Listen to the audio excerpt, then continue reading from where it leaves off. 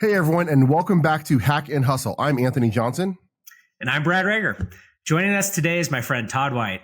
Todd is currently Vice President of Sales at Savient and is a long-serving leader in the cybersecurity space. Todd has built a career on his own personal charisma, relationship building, and storytelling skills. He's also just a good dude. Every year, Todd runs Fishapalooza, not for the band, you fish heads out there, but as a Wisconsinite living in the Twin Cities. It's an ice fishing event with a premier list of CISO attendees, and they raise hundreds of thousands of dollars for the American Cancer Society.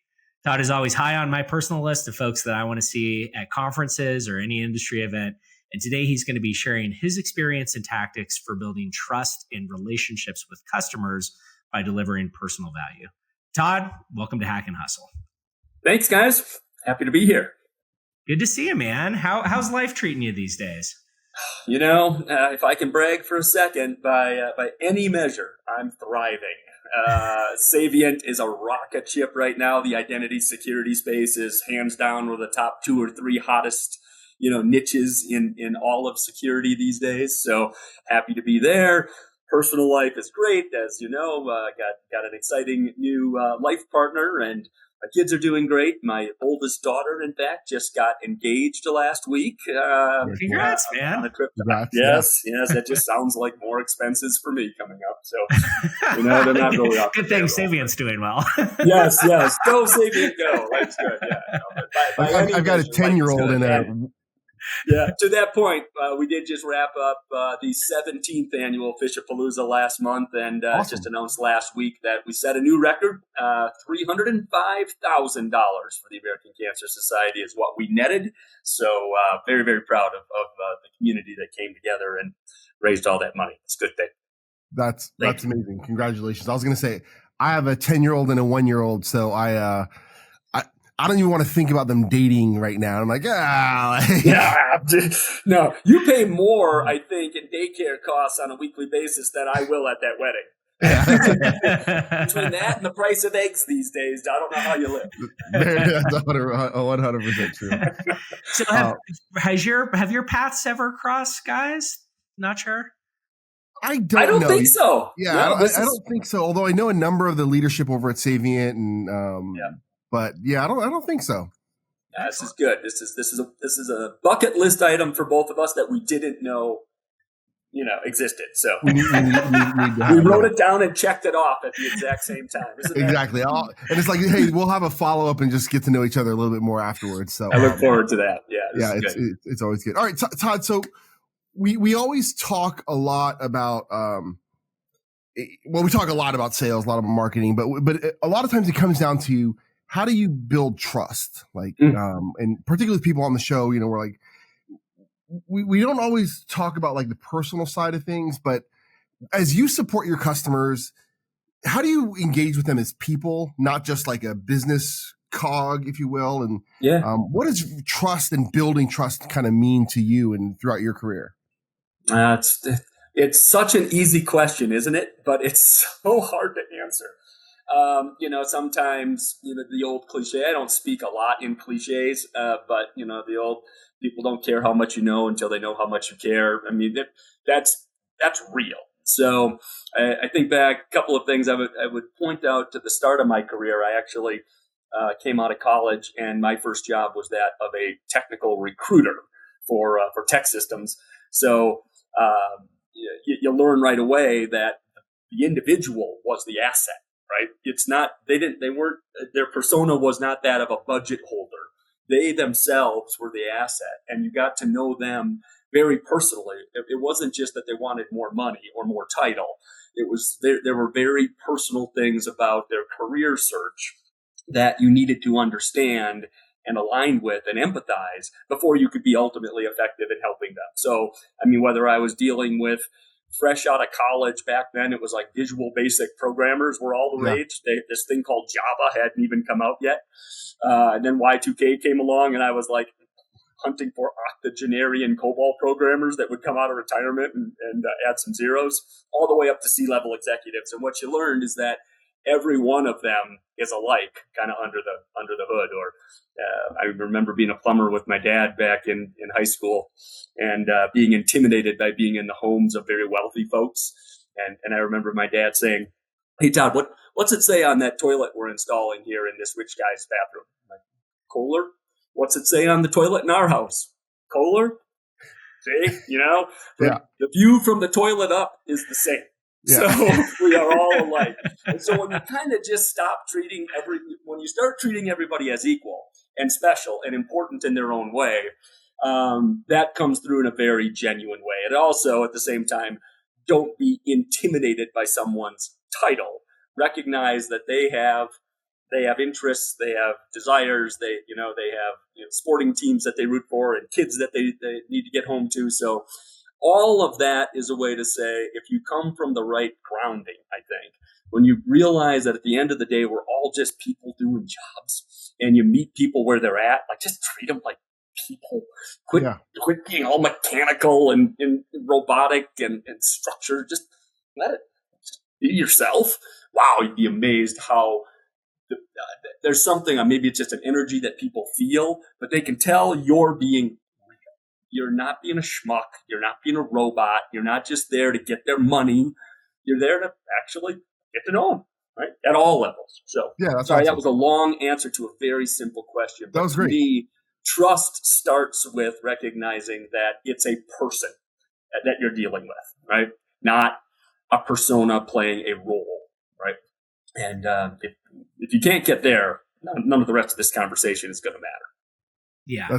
I have a follow-up. Brad, go ahead, but I have a follow-up that I got to make sure I get out here. Go for it. Okay. So I agree with you, but how does that kind of reconcile, or how do you kind of see this coming to, like hitting reality with kind of the new not just the new generation, but the generation of the workforce that's like, I don't need a relationship, just buy it online. Like I don't need that guy or that gal who's gonna actually care. I want to commoditize everything, because so much of even tech buying stuff now. Yeah.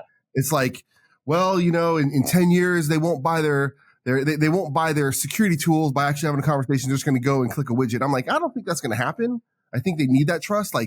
So what would your advice be to these people who are, younger salespeople who entered the market during COVID, didn't travel for N number of years? Yeah. And then they're like, you know what? I'm not going to travel to meet that guy or gal. We'll do a Zoom. And I'm telling them, your competition is meeting them in person, building a relationship. Yeah. How do you reconcile those two things? Wow. That is so great. Yeah. That's a lesson you're going to learn the hard way. You're going to see the person who's going to President's Club. You're going to see your competitor getting the PO, and you're going to say, well, I had a superior solution. I made all the requisite number of calls. I checked all the KPIs. I filled out my med pick. And why did I lose? Because the old phrase, must be present to win, right? Yeah. So that is immutable.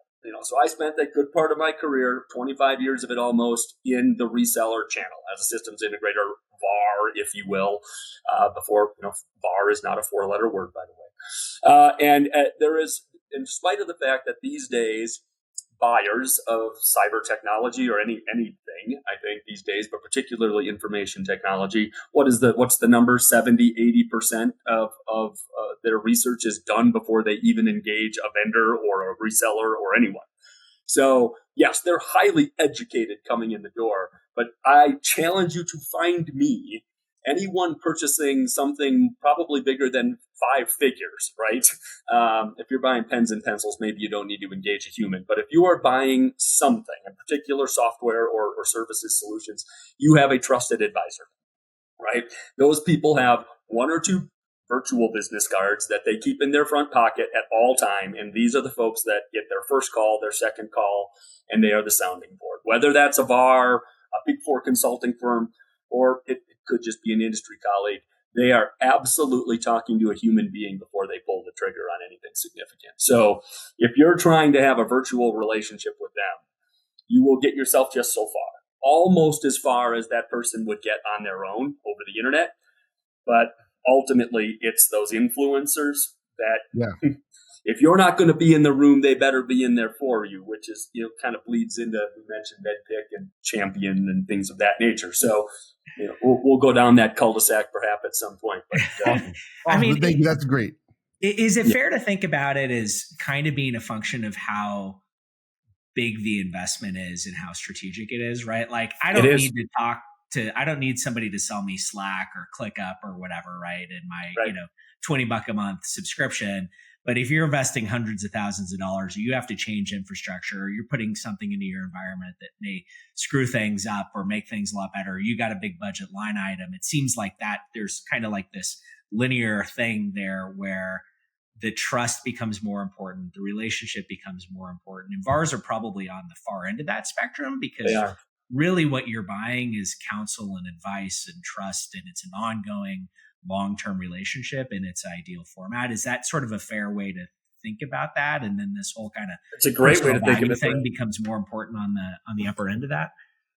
I love the way you put that. If you just think about it the way we at Savient and virtually every OEM ISV in the industry operates the same way. We put our SDRs and BDRs, they're smile and dial only, right? The impact that they can have is, it's a critical function, right? It is pipeline development. It is, first contact. You only get one chance to make a first impression, but ultimately when the things are getting real, you're putting them into the hands of the field sales team that goes out and actually creates, physical, contact with customers and creates actual customer relationship maps and the whole nine yards. So that is true of even within any company of any size. You're going to have a sort of stratification of impersonal to highly personal, low touch to high touch resources. But then certainly with what you're selling, when big dollars are on the line, you are going to be heavily invested, and you're ultimately going to want to look straight into the eye of not only the person who's selling it to you, but probably their executives, right? You're going to want to make sure that this is in the identity business that I'm in. I mean, you think about it, it touches every user, every app, every system, every business partner. Like, they forget about measure twice and cut once. They measure like 274 times, and then cautiously cut you a little baby check to get started. So, I mean, it's a very, but I understand why, right? So, what I would also kind of like remember is like the first time I bought a high end suit, right? Working on Wall Street, when it wasn't a high end suit, I'm like, I don't even talk to the sales guy. Maybe it's a few $100s. Maybe it's more than I ever spent. Maybe I'll want to talk to the person on the floor. But once you start getting into like, okay, that's actually expensive. Mm-hmm. I do want somebody to be like, oh, you know what? This, where it's actually a custom solution. I think that's so true for software and anything that's really going to be so critical to the business. It's a fascinating thing of why like Slack or Teams are like, because they're so important. Yeah. But, we're willing to make the decisions because the price point is so low, I think, right? Yes. You're like, oh, it's fine, right? I think that's right.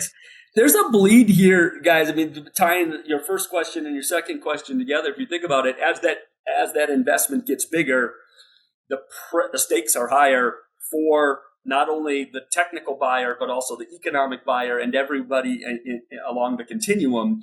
So now you get back to that personal thing. There is a personal pressure that buyer or that influencer or that decision maker is feeling. Like, if I get this wrong, I could get fired. If I get this right, I might get promoted. I might get a bonus. At a minimum, my reputation is on the line. So I'm going to go ahead and ask a couple people, even though, and then you start thinking about, champions, right? We talk about these champions and AJ, you mentioned MedPick, I think early on there or something in this. It was that champion, right? That's somebody who is advocating for you and speaking on your behalf when you're not in the room, right? And why would a champion do that? I challenge my team all the time when they have a name in a champion box. When we've had one meeting at the customer or we did one demo, I'm like, bullshit. That's not a champion. I mean, how is that a champion? Yeah. Did you know him for 20 years from a previous company, or is he somebody's brother? Because at the end of the day, I mean, this champion, either it's somebody who is really, really strongly opinionated on the technology, and they just absolutely know you are the right choice for their corporate architecture or their strategy or whatever. So they're going to get very principled on it. But more often, it's because that person feels like you're their friend. They owe you. You've somehow bonded with them, and they see their success or failure riding on your shoulders, right? So that's why a champion really goes to bat for you. It's because, they kind of are biased and want to see you win. And it's not so much about the technology. A lot of our technologies in our market, option one and option two, chocolate and vanilla, probably both work pretty damn well for the customer. So the differentiation is not usually price. It's somebody who just feels very emotional. And if you took care of them and bonded with them at a human level throughout the sales process, that's when you really probably form a true champion.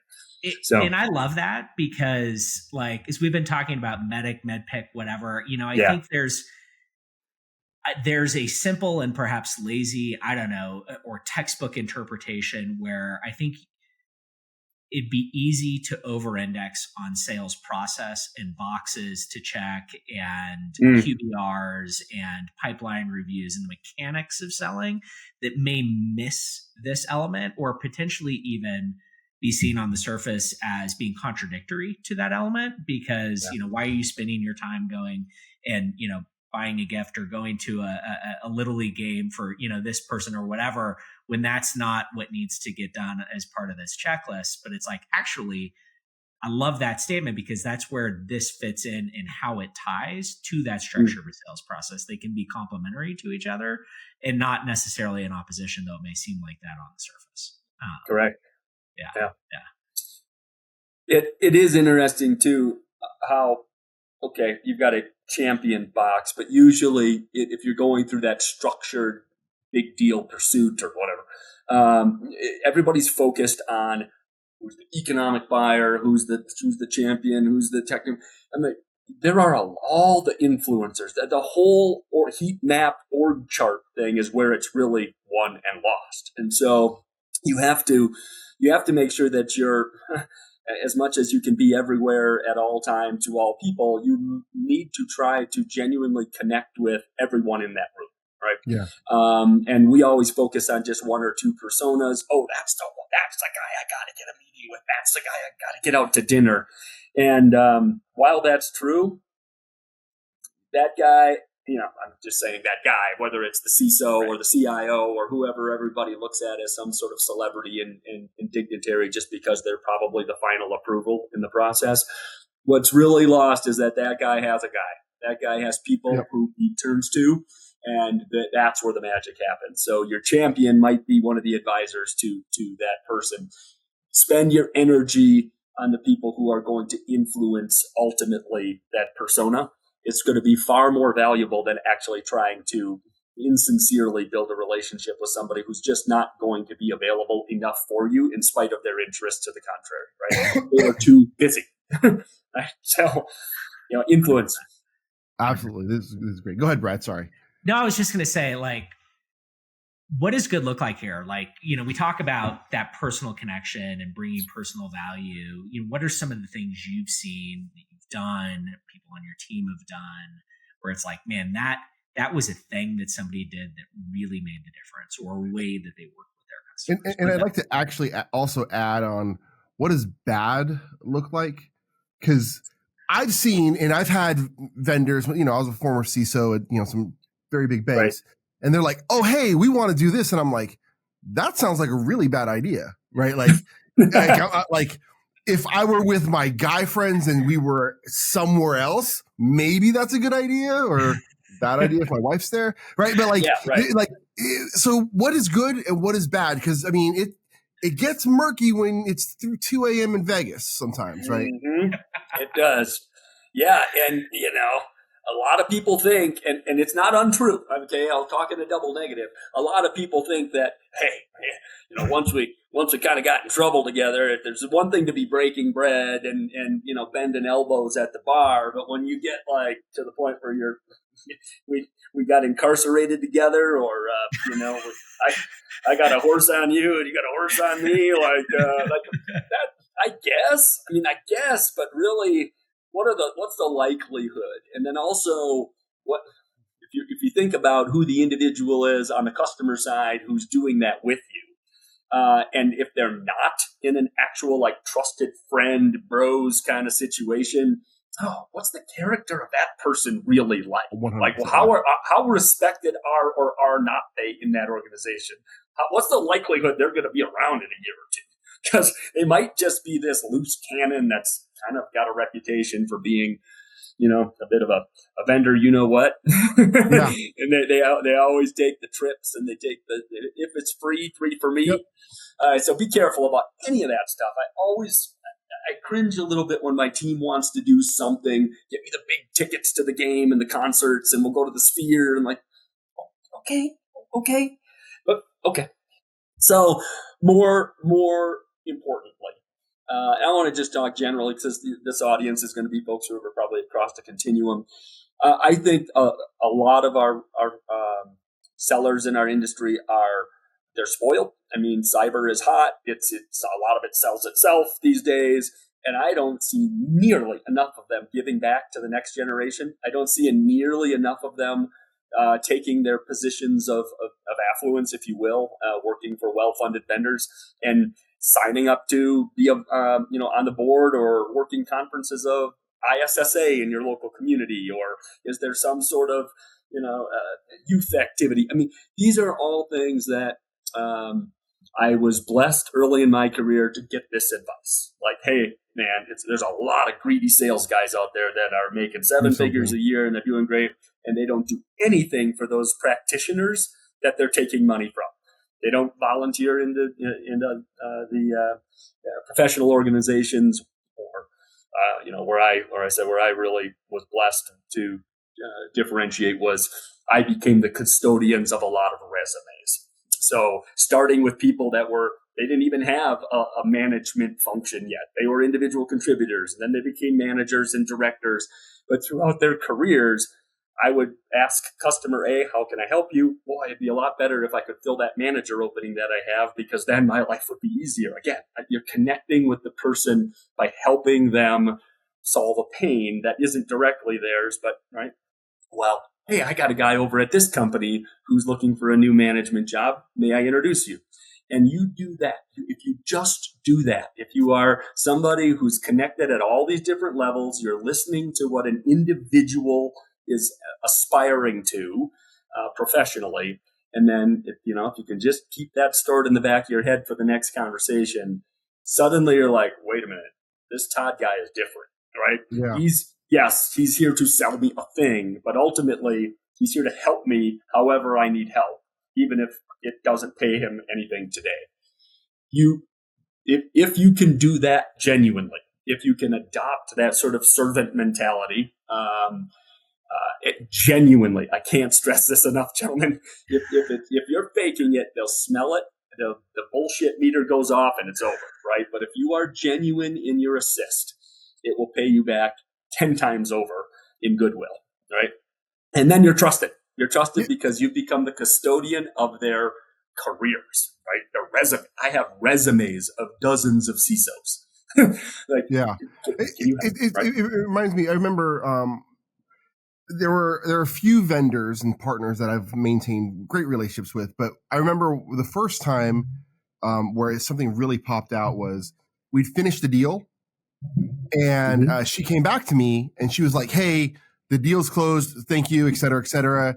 And then she asked me, she's like, "What's something unrelated that I can help you with?" And I was like, hold on, you're not going to get paid on this.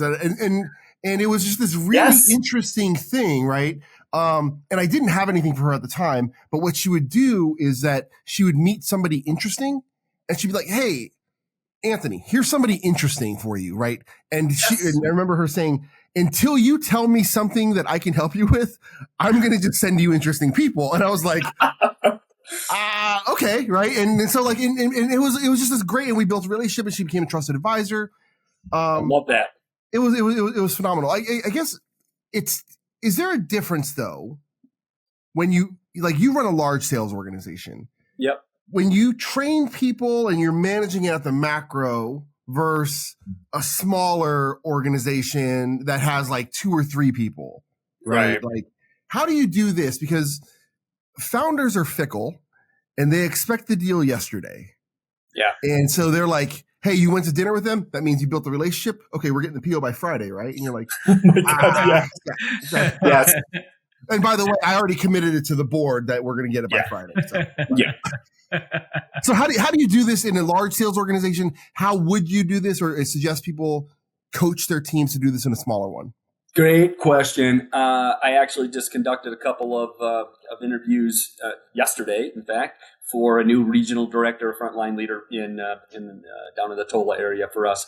I index very, very hard. Frontline. This is where the frontline leader makes or breaks an organization, right? Because when you get in second and third level leadership, you're too disconnected from any of the, maybe you'll have a couple of executive sponsor type relationships that you'll maintain. But for the most part, you don't really know and see how the individual reps are engaging their customers, what they're doing in the market. When you walk into the room for the QBR or whatever, what's the body language?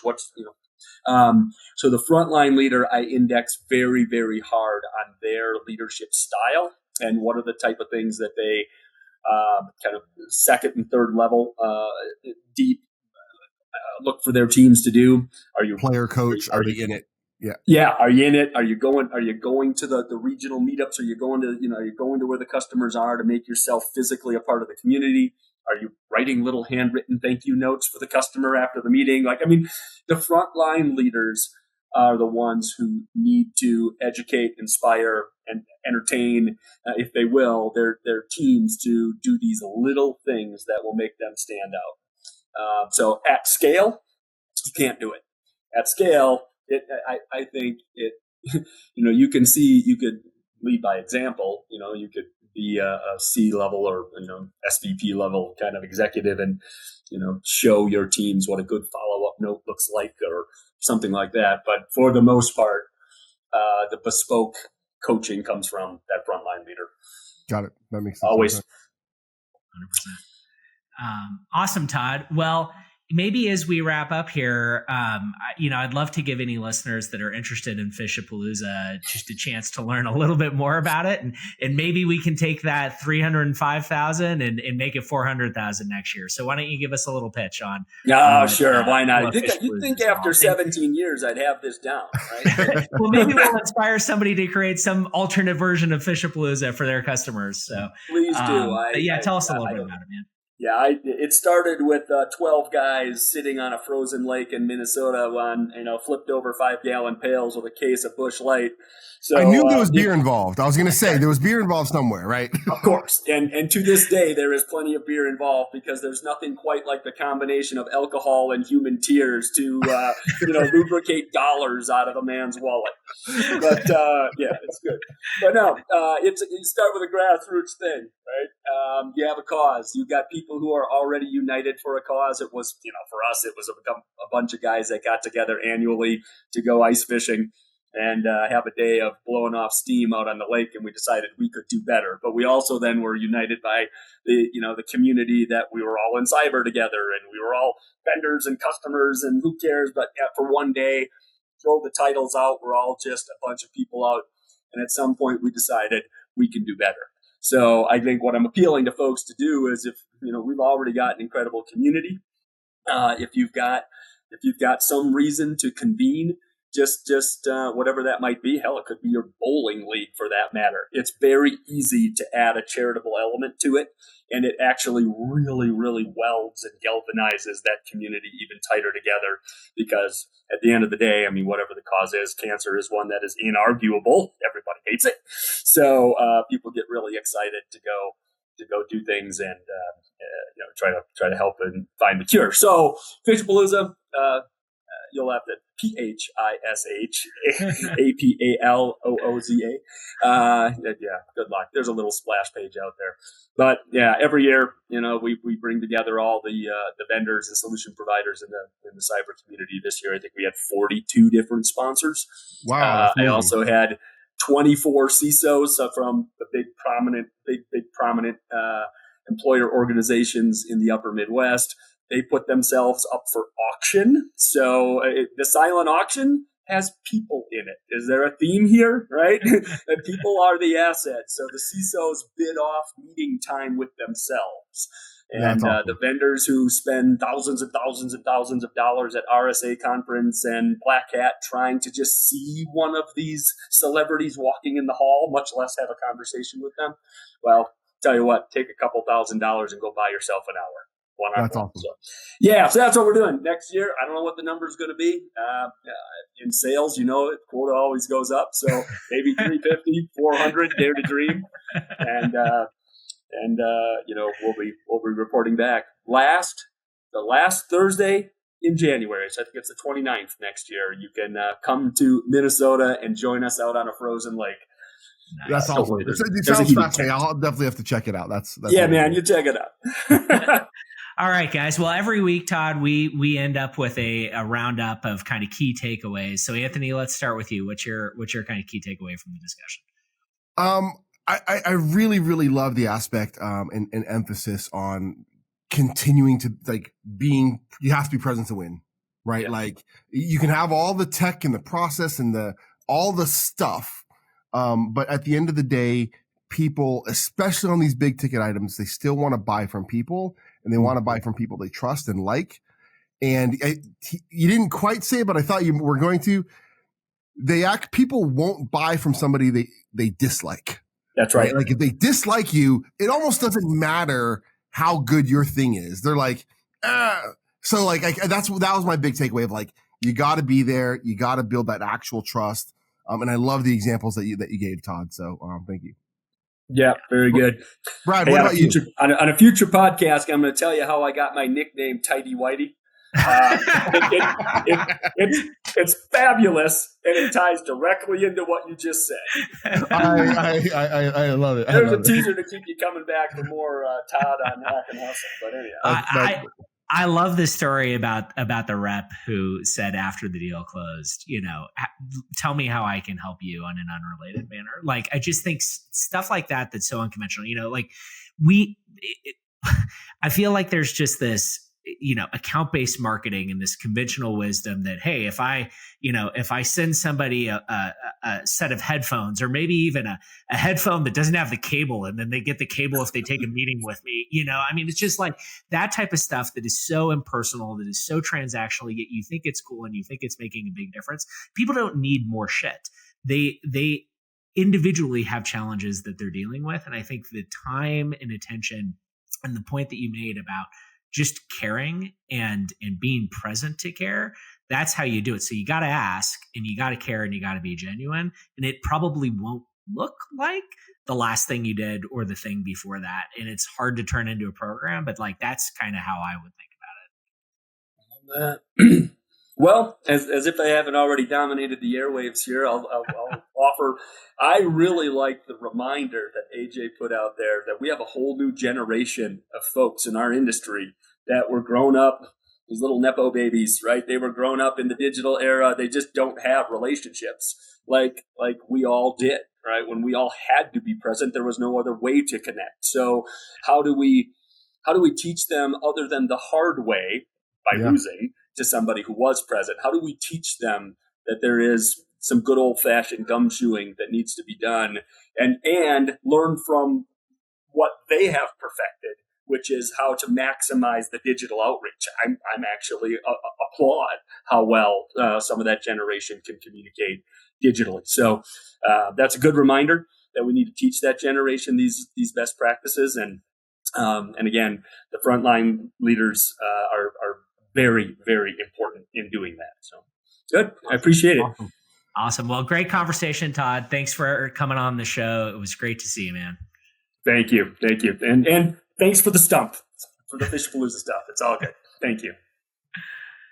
Excellent. Awesome. So I'll just kind of, this is a wrap for today, right? We'll see everyone back here in a couple weeks for more Hack and Hustle. But thank you very much, everybody. Thanks, Todd, Brad, of course. This is always a blast, and we'll see everyone soon.